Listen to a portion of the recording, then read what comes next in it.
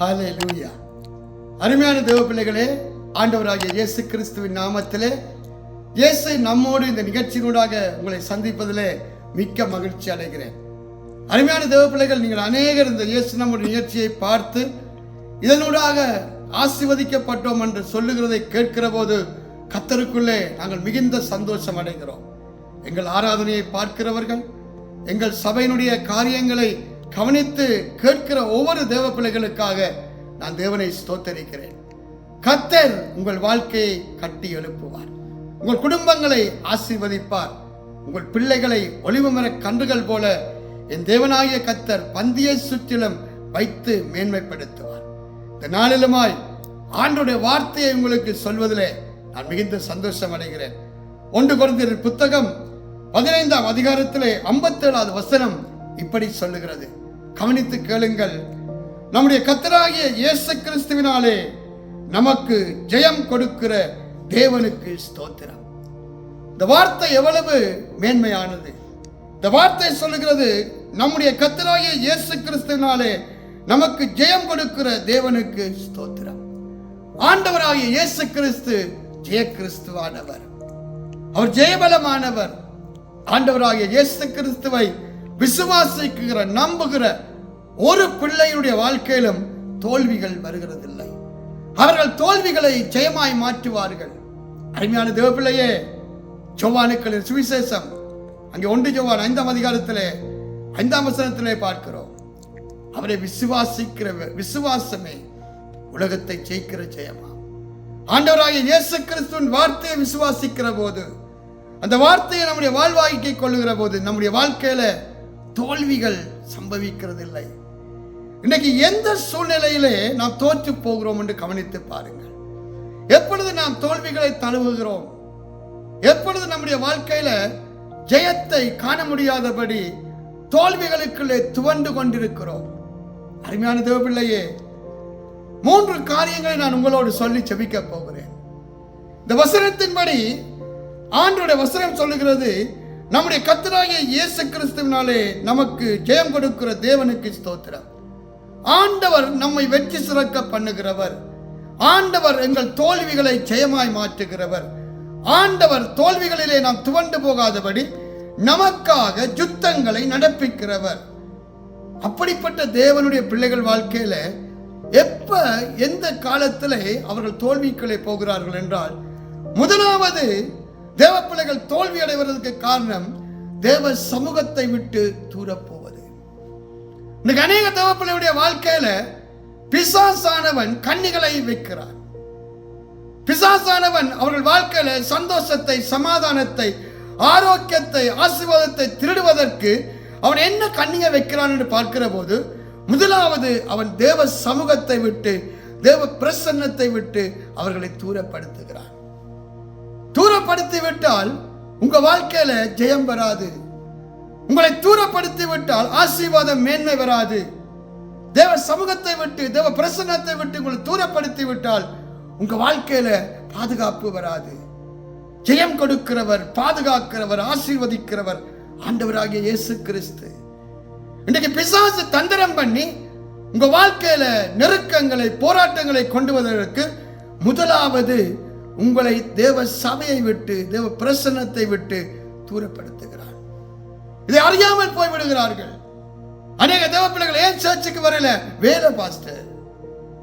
ஏன் நீங்க பிரேயருக்கு வரல? வேலை பாஸ்டர். பிள்ளைக்கு டியூஷன் பாஸ்டர், அங்க போறோம் பாஸ்டர். இதனால அவர்கள் வாழ்க்கையில அவர்களை அறியாமலே ஜெயமானது தோல்வியாய் மாறிவிடுகிறது. நான் ஒன்றை மாத்திரம் சொல்லுகிறேன், ஆண்டவராகிய இயேசு கிறிஸ்து ஜெயபலமானவர் உங்களோடு இல்லாவிட்டால் உங்க வாழ்க்கையில சுயத்துல நீங்கள் ஜெயமாய் ஆசீர்வாதமாய் வாழ முடியாது. இரண்டாவது காரியம், அவர்கள் ஜெபத்தை, வேத தியானத்தை மறந்து போகிறார்கள். இன்னைக்கு அநேகர் பிஸி என்று சொல்லி ஜெபிக்கிறதில்லை, வேதத்தை தியானிக்கிறதில்லை.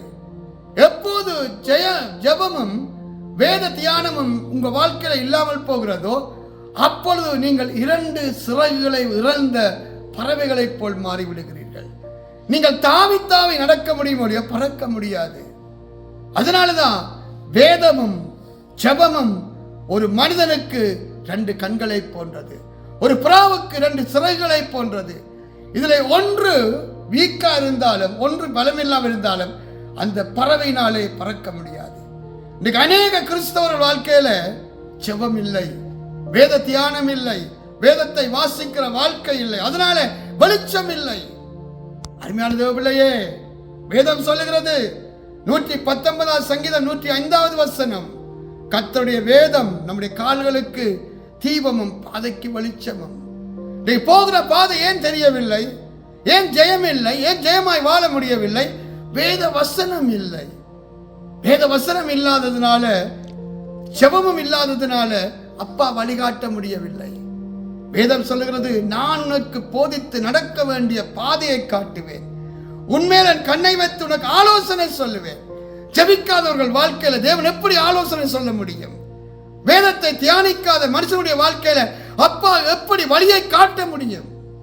அருமையான தேவ பிள்ளையே, நம்முடைய தோல்விகளுக்கு காரணம் அப்பா அல்ல, நாம் தான்.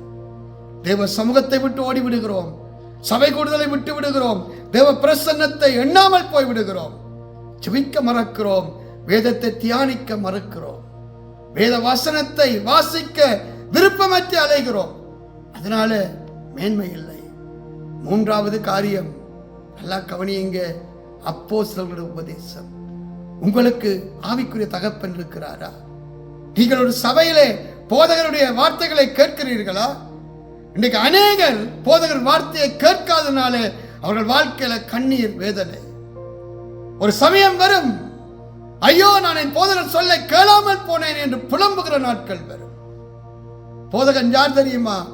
அவன் கர்த்தருடைய வாயாயிருக்கிறான். தேவ சத்தத்தை கேட்டு அந்த வார்த்தைகளை அவன் சொல்லுகிறான். அதை நீங்கள் பகுதியாக ஒரு ஏளனமாக எடுத்துக்கொள்வீர்கள். உங்க வாழ்க்கையில நீங்களே கண்ணிகளை வருவித்துக் கொள்வீர்கள். அதனாலதான் அப்பா நல்ல ஆலோசனைக்காரரை உங்களுக்கு கொடுக்கிறார். இஸ்ரவேல் ஜனங்களை கர்த்தர் பார்த்தபோது அவர்களை பார்த்து அவர் கண்ணீர் விட்ட ஒரே காரியம், மேய்ப்பன் இல்லாத ஆடுகளைப் போல அவர்கள் தொய்ந்திருக்கிறார்கள் என்று கண்டு அவர் கண்ணீர் விட்டார். உங்களுக்கு மேய்ப்பன் இருக்கிறானா? உங்களை நடத்துகிற போதகன் நல்ல ஆவிக்குரிய தகப்பன் தான் இருக்கிறார்களா? அருமையான தேவ பிள்ளையே, இன்றைக்கே கண்ணீர், இன்றைக்கே பரிதவிக்கிற வாழ்க்கை. இந்த 3 காரியத்தை நீங்கள் சிந்தித்துக் கொள்ளுங்கள். தேவ சபையில தேவ பிரசன்னத்தில் இல்லாத ஒரு வாழ்க்கை, தேவனுடைய வார்த்தையை தேவனுடைய ஜெபத்தில் இல்லாத ஒரு வாழ்க்கை, அது மட்டுமல்ல ஒரு ஆவிக்குரிய தகப்பன் ஒரு போதகன் இல்லாத ஒரு நிலை. இன்னைக்கு அநேகருடைய வாழ்க்கையில இருள், எந்த பக்கம் போறன்னு தெரியல, தடுமாறுகிறார்கள். ஆனால் இந்த தேவ செய்தியை கேட்கிற அருமையான தேவ பிள்ளையே, நீங்கள் இருக்கிற நிலையில இருந்து சிந்தித்து பாருங்கள். அப்பா உங்களை ஆசீர்வதித்து மேன்மைப்படுத்துவார். ரோமர்கள் 8ஆம் அதிகாரம் 32வது வசனம் சொல்லுகிறது, அவர் தம்முடைய சொந்த குமாரன் என்றும் அவன் அவரையே நமக்காய் ஒப்பு கொடுத்தவர், அவரோடு கூட மற்ற எல்லாவற்றையும் அருளாதிருப்பது எப்படியா? நாளில உனக்காக எனக்காக தன்னுடைய குமாரனையே பலியாய் கொடுத்திருக்கிறார். ஏன்? உங்களை இவனை ஆசீர்வதிக்க, இந்த வாழ்க்கை முடிகிற போது நித்தியத்திலே பரலோக வீட்டிலே கொண்டு போய் சேர்க்க. இதனால மனம் திரும்பி அப்பாவுடைய கருத்துக்குள் ஓடிவாங்க. நீங்கள் சபைக்கு போகாதவர்களா இருந்தால் நம்முடைய டொரண்டோ எழுப்புதல் சுவிசேஷ சபையில வாருங்கள், கூடி ஆராதிப்போம், ஜெபிப்போம், தேவனை மகிமைப்படுத்துவோம். அவர் நம்மை உயர்த்துவார், ஜெயம் பெற்றோராய் வாழ வைப்பார், மகிமையான மேன்மையான காரியங்களை செய்வார். அருமையான தேவ பிள்ளைகளே, நல்ல தேவ வார்த்தைக்கு செவி கொடுங்கள். நல்ல ஆவிக்குரிய தகப்பனை, நல்ல ஆவிக்குரிய சபையில இணைந்து கொள்ளுங்கள். அப்பா மேன்மையானதை மகிமையானதை செய்வார், உங்களை ஆசீர்வதிப்பார். ஒரு நாளும் சபைக்கு, தேவனுடைய ஊழியனுக்கு, தேவனுடைய வார்த்தைகளுக்கு தூரம் ஆகிடாதுங்க. அது நம்முடைய வாழ்க்கையில தோல்விகளையே கொண்டு வரும். நம்முடைய வாழ்க்கையில தேவன் வைத்திருக்கிற ஆசீர்வாதங்கள் மேன்மைகளை இழந்து போவோம். கண்களை மூடுவோமா? தகப்பனே, நாளுமா இந்த தேவ வார்த்தைகளை கேட்டு யாரெல்லாம் உம்முடைய சமூகத்தில் தங்களை ஒப்புக் கொடுக்கிறார்களோ, உம்முடைய வசனத்துக்கு தங்களை ஆண்டவரை கீழ்ப்படுத்துகிறார்களோ, இந்த பிள்ளைகளுடைய வாழ்க்கையில சமாதானம், சந்தோஷம், ஆரோக்கியம், விடுதலை உண்டாகட்டும் ஐயா. ஆண்டவரே, இந்த நாள்ல எங்களை வெற்றி சிறக்க பண்ணுகிற ஆண்டவராகிய இயேசுவே, ஒவ்வொரு பிள்ளைகளுடைய வாழ்க்கையில ஜெயம் உண்டாகட்டும்.